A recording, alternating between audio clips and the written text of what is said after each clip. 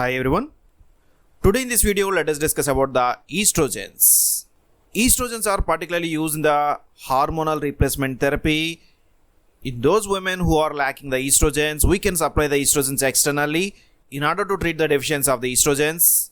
As well as these hormones can be combined with the progestogens, and this combination can be used as oral contraceptives. These are the two important use of the estrogens, and apart from this, estrogens can also be used in the treatment of androgen-dependent prostate cancer. But what are the estrogens? So one of the important estrogen is the estradiol, which is highly active, and it's have two other metabolites like the estrone and estriol, which are somewhat inactive metabolites. Estrogens are going to decrease the risk of osteoporosis, and they can reduce the menstrual disorders, as well as they can decrease the risk of heart attacks. But at the same time, when the estrogen levels are highly elevated, they can increase the risk of the breast cancer and uterine cancer. That's why estrogen level should be maintained at an optimal level in order to prevent the high risks like the breast and uterine cancers.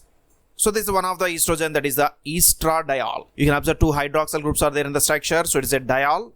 And in our previous video, we have discussed about the androgens, and we have seen the structure of the testosterone. So this is the structure of the testosterone.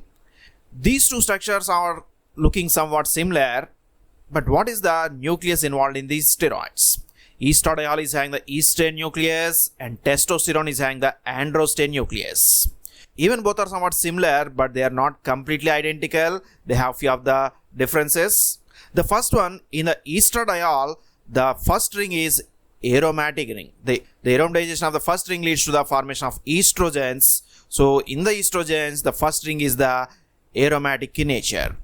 But in the testosterone, it is not an aromatic, it having only one double bond conjugated with the ketone. And another one, in the testosterone, it is having the ketone, but in the estradiol, it is having the OH group. And apart from this, one more important difference is testosterone is having a methyl group at the 19th position, but such group is not present in the estradiol.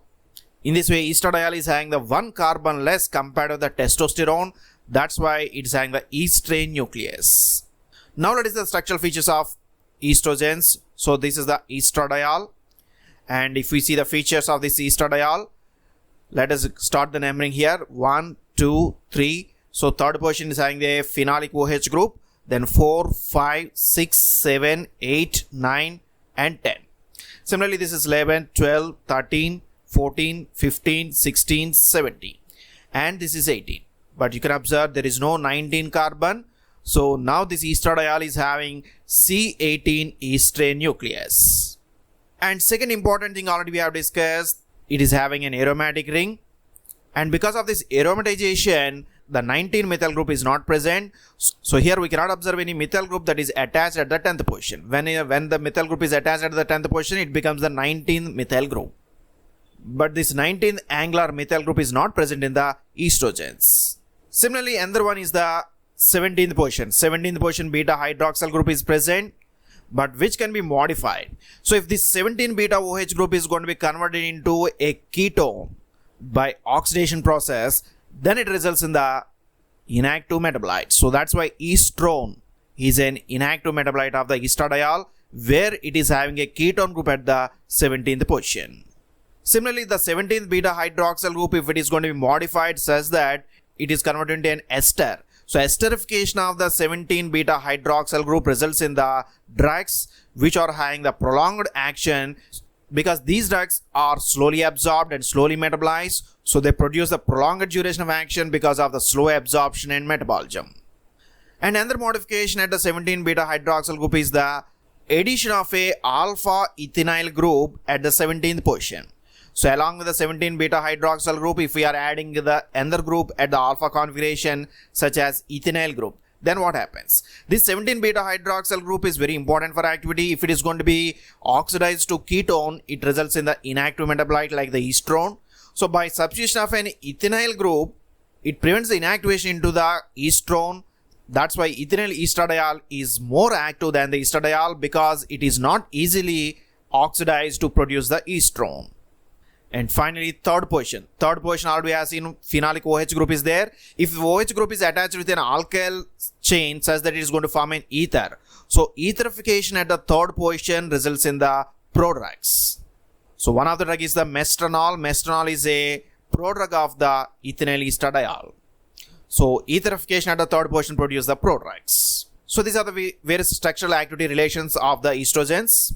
Now let us see the natural estrogens. So already we have seen this is the estradiol. This estradiol can be converted into one of the inactive metabolite. This is the estrone.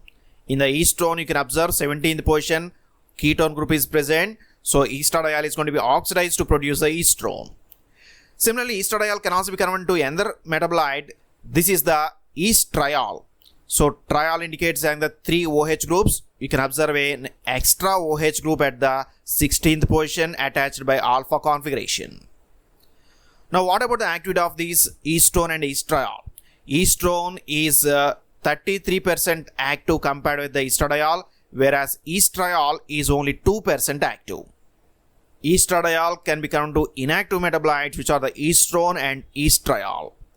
Now let us see the synthetic estrogens. This is one of the synthetic estrogen. This is the ethinyl estradiol. Already we have discussed in the SCR.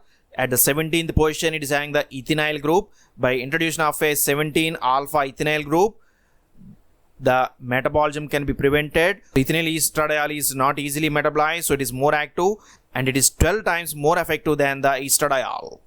Similarly, another one is the mestranol. Mestranol is having a ethinyl group at the 17th position, so it is not easily metabolized. Similarly, at the third position, hydroxyl group is going to be attached with the methyl group. So now it becomes a methoxy ether, and because of this ether formation, mestranol acts as a prodrug and it can be metabolized within the liver to produce the active metabolite ethinyl estradiol. So these are the two important estrogen derivatives. And the next one is the estradiol valerate. You can observe a valeric acid is going to be attached at the 17th position forming an ester. So esterification at the 17th position produces the drugs which are having the slow absorption and metabolism. So estradiol valerate is having the prolonged duration of action. Similarly, we can also observe the conjugated estrogens. These conjugated estrogens are obtained from the animals like the pregnant horse urine, where these animals produce the more amount of the estrogens during the pregnancy. So from that we can collect the estrogens which can be again used for the hormonal replacement therapy. So we have one combination of estrone plus equilin. Equilin is a conjugated estrogen. Estrone at a percent of 50 to 60%, whereas equilin can be mixed at 20 to 30% along with the other conjugated estrogens. So these estrogen combinations can be used in the treatment of hormonal replacement therapy. So one of the conjugated estrogen is the equilin. Equilin is having an extra double bond at this ring. Similarly, we can have another conjugated estrogen, that is the dihydroequilin. So here dihydro indicates this double bond is not saturated, but here 17th position the keto group is converted to hydroxyl group. So equilin and dihydroequilin are the two important conjugated estrogens. Similarly, we can observe the semi-synthetic conjugated estrogens. So only one of the drug is the estropipate. This estropipate is obtained from the equilin which is forming an sulfonate ester at the third position and a salt with the piperazine. So this combination is one of a semi-synthetic conjugated estrogen that can be used in the treatment of hormonal replacement therapy. In this way, we have the different types of estrogen preparations. Actually, natural estrogens are more preferred compared to the synthetic estrogens. So we have estradiol is one of the important estrogen which may be converted to estrone and estriol, which are the inactive metabolites. But in commercial point of view, synthetic estrogens are again more important. So we have ethinyl estradiol, which is having the less inactivation into estrone, and its prodrug is the mestranol, which is having a methyl ether formation at the third position. Similarly, we can have the estrogens with prolonged duration of action like the estradiol valerate, which forms an ester at the 17th position. Conjugated estrogens are going to supply the natural estrogens which can be obtained from the pregnant horse urine. So equilin, dihydroequilin and estropipate are few of the conjugated estrogens, but because of the animal welfare, these conjugated estrogens are somewhat less preferred. In our next video, we will discuss about the biosynthesis and chemical synthesis of the estrogens. So that's about the estrogens. Hope you have enjoyed this video. If you like this video, please subscribe to our channel, share this video with your friends, post your comments in the comment box. Thank you for watching this video.